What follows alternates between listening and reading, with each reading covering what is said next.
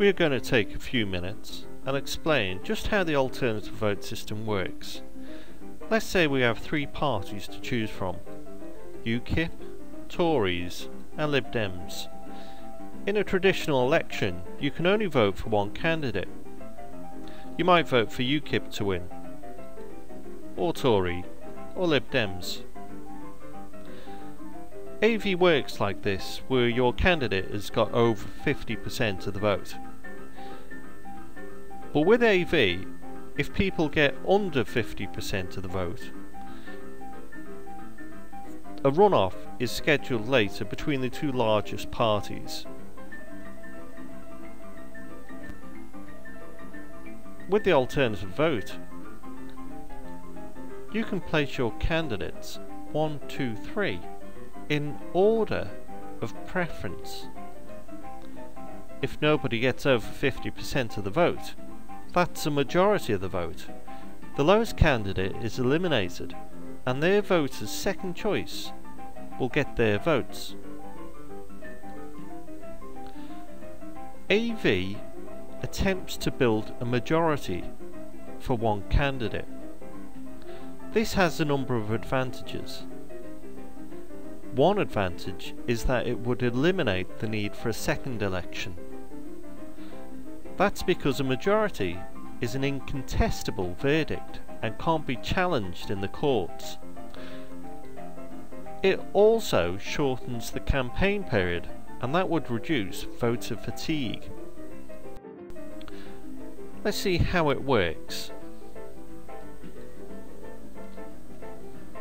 Here you would select the person you want to win, the person you think is the best for the job. And if that person didn't win, then you would select your second choice. And if that person didn't win, then you would select your third choice. Let's say that 39% of the votes went to UKIP as first choice. Those voters selected the Tories as the second choice, and they selected the Liberal Democrats as their third choice. 35% of the voters selected the Tories first, the Lib Dems second, and UKIP last. 26% of voters selected the Liberal Democrats, then UKIP, then the Tories. Over 50% of the vote is needed to win. That would be a majority. With the alternative voting system, the candidate with the least amount of votes is eliminated from the election, but his supporters' second choice votes are transferred to another candidate. Let's go ahead with the alternative voting system here and see who wins. Can you guess who it would be?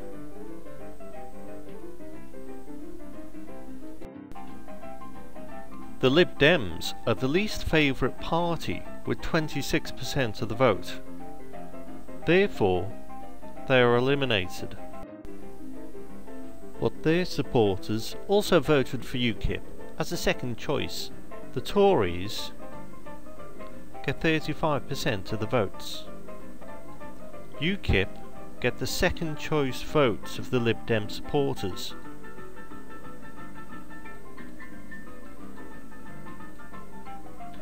So UKIP gets 26% added to 39%. 65% is a majority. So UKIP are the winners. But UKIP knew it was a very close election. And indeed it was.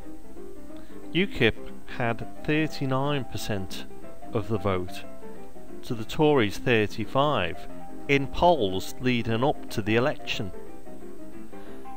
The UKIP candidate knew he had to reach out from his core vote and talk to the voters, specifically those who voted Tory, and convince them that he should be ranked ahead of the Tory candidate. So prior to the election, UKIP kicked its campaign into high gear. They had to get as many people to support UKIP as possible. They wanted to get over the 50% majority threshold outright.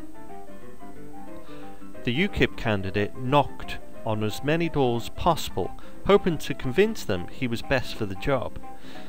But he didn't stop there. He individually wrote thousands of letters to thousands of voters. He didn't stop there. He went to every hustings event and reached out to every school and community centre. The party backed him. They knew this could be a breakthrough election. The party spent huge amounts of money on billboards. The UKIP candidate let the Tory supporters know if they changed their mind and thought UKIP was now better, they could still put the Tories second. That's how the alternative vote system works. UKIP enlisted hundreds of volunteers, some previous Tory supporters, to go out and talk about the important issues in the campaign, what separated him from the Tory candidate. The Tory candidate was still a great guy, and they could still put the Tories second.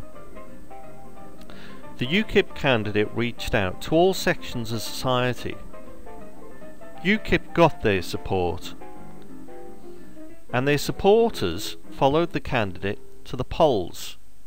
Let's see how UKIP's hard work paid off.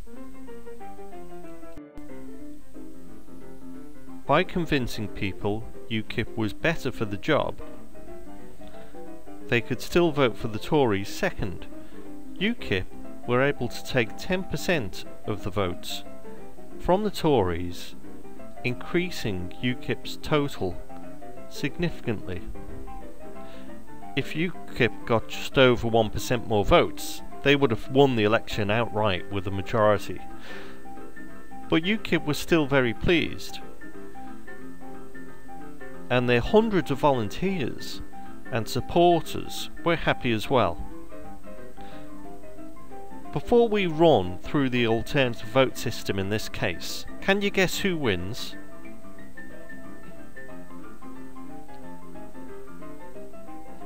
Over 50% of the votes is needed to win. The Tories are now the least favourite candidate with 25% of the vote. Therefore, they are eliminated. The supporters who voted for the Tories for first place, their votes will be transferred to the Lib Dems, their second choice. Let's count them. The Lib Dems, they get the Tories 25% of the vote, transferred to their 26%.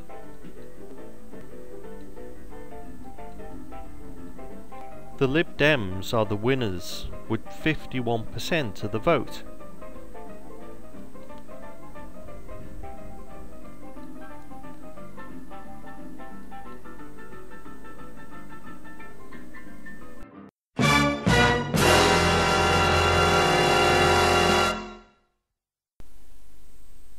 The Lib Dems are the winners? If UKIP had worked less hard to get less support, to get 39% of the vote rather than 49% of the vote, they would have won, as the Lib Dems would have been eliminated first and UKIP would have received their second choice votes. But the UKIP candidate lost.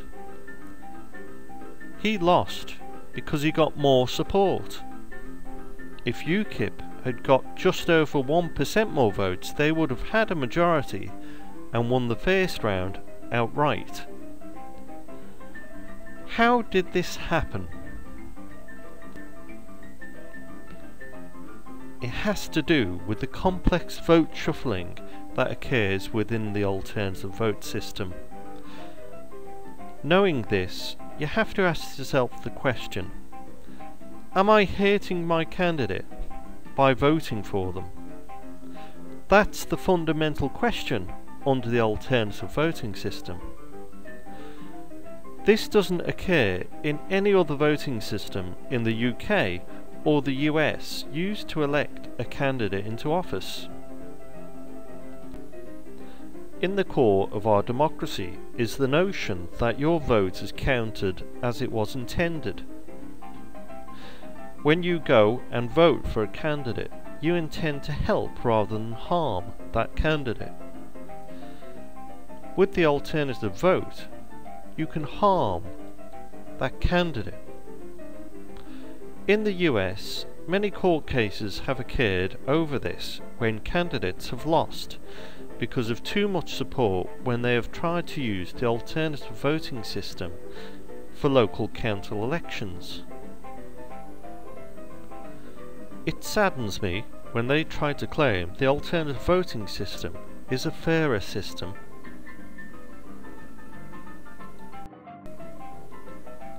Does the alternative vote system do what the Fairer Votes campaign claims and elects the consensus candidate? That is the candidate who is the most preferred by the electorate overall. Let's look again where UKIP lost and see if that's true. UKIP received 49% of all the first choices cast.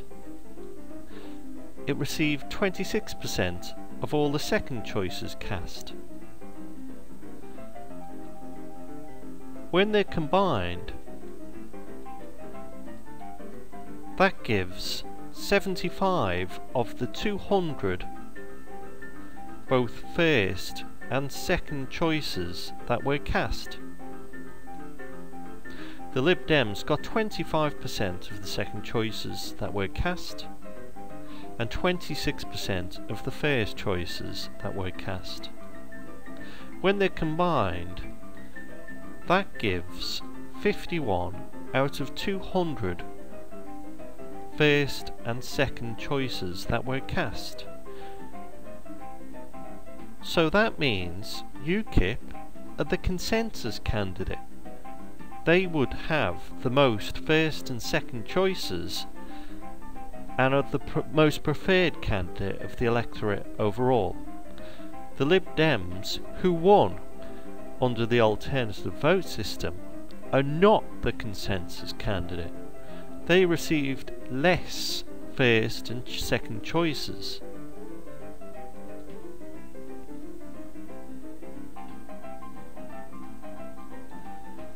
AV does not elect the consensus candidate, the one most preferred by the electorate. So, in summary, what have we learned? AV is a system which can result in your voters losing you the election by voting for you. AV is not a system which returns the candidate preferred by most voters, called the consensus candidate. This dispels many of the myths put about by the Fairer Votes campaign.